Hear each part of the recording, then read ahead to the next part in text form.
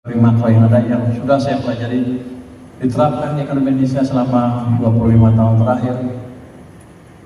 Jadi 2008, 2013, 2015, 2021 saya selalu terlibat di pengambilan keputusan besar di sana, walaupun kadang-kadang di belakangnya. Tapi saya ngerti betul behavior perekonomian kita.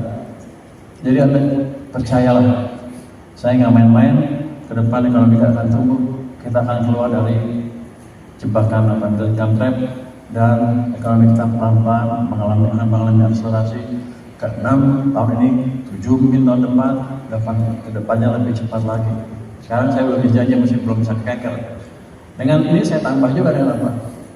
Di bottlenecking, selain fiskal, moneter dan lain-lain tadi, saya tambah dengan di bottlenecking untuk memperbaiki iklim investasi. Setiap minggu sekali sekarang saya sidang di Kementerian Keuangan atau tempat lain, nanti mungkin di Batam, untuk memperbaiki iklim investasi di sini. Semua pelaku bisnis bisa mengadukan ke tim di bottlenecking hambatan bisnis yang mereka alami, dan kami akan selesaikan secepat mungkin. Kalau dulu saya pernah punya tim di bottlenecking juga dengan Kemenko, tapi dulu kan saya jabatannya Deputi Menteri di kantornya Pak Luhut bidang kelautan maritim dan energi. Bisa tekan tapi nggak punya kekuasaan untuk menekan. Kalau sekarang saya lumayan menteri keuangan. Kalau saya perintahkan satu kementerian atau hasil rapat ya antar lembaga tadi, misalnya satu kementerian yang terjadi keputusan rapat itu, bulan depan gajinya nggak keluar, kita bisa punya kuasa itu. Jadi nggak apa-apa. Jadi prospek akan baik. Anda jangan takut. Next. Habis ini juga dilihat oleh para pelaku pasar asing yang investasi. Bisa Anda lihat ini capital flow sejak Oktober mulai membaik, November, Desember, Januari sudah positif net flow-nya. Itu yang membuat IHSG juga naik. Tapi katanya rupiahnya melemah. Jadi kalau kita memperbaiki dan ke depan harusnya akan menguat. Dengan fondasi seperti ini, ketika kita menjaga ekonomi prospeknya bagus, harusnya kapital akan masuk terus dan kemudian kita juga membaik terus. Next, kita langsung ke. Jadi capital market nggak usah takut, kalau kita membaik ke depan akan membaik terus. Kalau saham sih biasa naik turun. Karena kalau naik terus broker gak untung, turun terus juga gak untung, flat juga gak untung. Mereka yang bikin naik terus. Tapi yang jelas Anda ngerti ke depan hal seperti apa. Pada dasarnya fundamental ekonomi yang mengaruhi pergerakan bursa saham kita. Next, ini halaman habis waktunya. Halaman 11 dulu. 2 menit lagi. Lanjut Pak. Udah habis. Jadi gini, orang kan mengkritik saya sebentar lagi, dan sebelumnya udah kritik. Itu fiskal defisitnya gelembung, mendekati 3% limitnya. Kenapa upaya seperti itu? Sebenarnya kalau fiskal itu saya buat defisit 2% juga bisa, saya berhenti semua belanja jadi 2%. Tapi kita sedang menjalankan kebijakan apa yang disebut dengan counter cyclical. Tadi kan saya tunjukkan kan waktu demand jatuh semuanya. Kalau kita perlambat fiskal makin jatuh, kita naikin pajak biaya cukai makin jatuh. Jadi selama ini saya nggak pernah naikin tarif pajak biaya cukai, tapi saya pastikan yang ada diambil se-mungkin. Dan kita coba sekecil mungkin ya, seoptimal mungkin tadi dengan ada. Tapi kita coba balikan ekonomi ke sana. Dari sisi pemerintah belanja, dari sisi yang lain-lain ada pemerintah saya masukin semuanya. Itu membalikan ekonomi. Jadi dampaknya juga fiskalnya juga defisitnya melebar. Tapi itu suatu langkah yang perlu dilakukan. Kalau enggak kita kayak 1998 lagi, pilih yang mana? Jadi ekonomi itu selalu milih di antara yang sulit. Katanya kan ekonomi kan ilmu scarcity selalu dihadapi oleh para ekonom. Dan seperti ini akan kita hadapi terus ke depan. Yang penting kita pintar-pintar mengambil keputusan yang optimal. Kalau kata beberapa buku ekonomi, itu emang selalu kita hadapi. Kenapa? Karena kita sudah tidak hidup di surga lagi. Sejak manusia jatuh ke dunia, ilmu ekonomi selalu diperlukan untuk menghadapi scarcity atau kelangkaan. Kenapa? Sekarang saya nggak punya duit, utang. Lambat ketemunya, pinjam uang ke situ. Semuanya gitu. Bapak di rumah juga kadang-kadang nggak punya duit kan, ada manusia punya orang kayak semua situ. Orang-orang umum seperti itu. Dan itu yang selalu kita hadapi. Jadi kita bisa menjaga pertumbuhan ekonomi tetap 5.2 lebih rendah sedikit lah. Program prioritasnya berjalan, kemiskinan turun, tapi fiskal tadi ekspansinya masih memperhatikan defisit di level yang ya di atas sedikit, tapi tidak benar-benar di 2,92%. Kita sadar itu, tapi kita ingin mengoptimalkan mesin yang kita miliki untuk menjaga supaya ekonominya tidak jatuh. Sepertinya lebih mahal kalau yang ngerti, tapi untuk saya lebih murah dibanding kita ngalamin krisis, apalagi jatuh kayak 1998. Ini yang selalu di kepala kami di Kementerian Keuangan. Makro yang ada yang sudah saya pelajari diterapkan di ekonomi Indonesia selama 25 tahun terakhir. Jadi 2008, 2013, 2015, 2021 saya selalu terlibat di pengambilan keputusan besar di sana, walaupun kadang-kadang di belakang ya. Tapi saya ngerti betul behavior perekonomian kita. Jadi Anda percayalah, saya nggak main-main.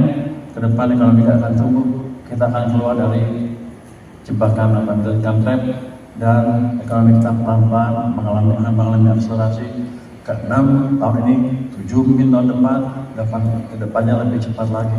Sekarang saya belum janji, masih belum bisa keker. Dengan ini saya tambah juga dengan apa? Di bottlenecking, selain fiskal, moneter dan lain-lain tadi, saya tambah dengan di bottlenecking untuk memperbaiki iklim investasi. Setiap minggu sekali sekarang saya sidang di Kementerian Keuangan atau tempat lain, nanti mungkin di Batam, untuk memperbaiki iklim investasi di sini. Semua pelaku bisnis bisa mengadukan ke tim di bottlenecking hambatan bisnis yang mereka alami, dan kami akan selesaikan secepat mungkin.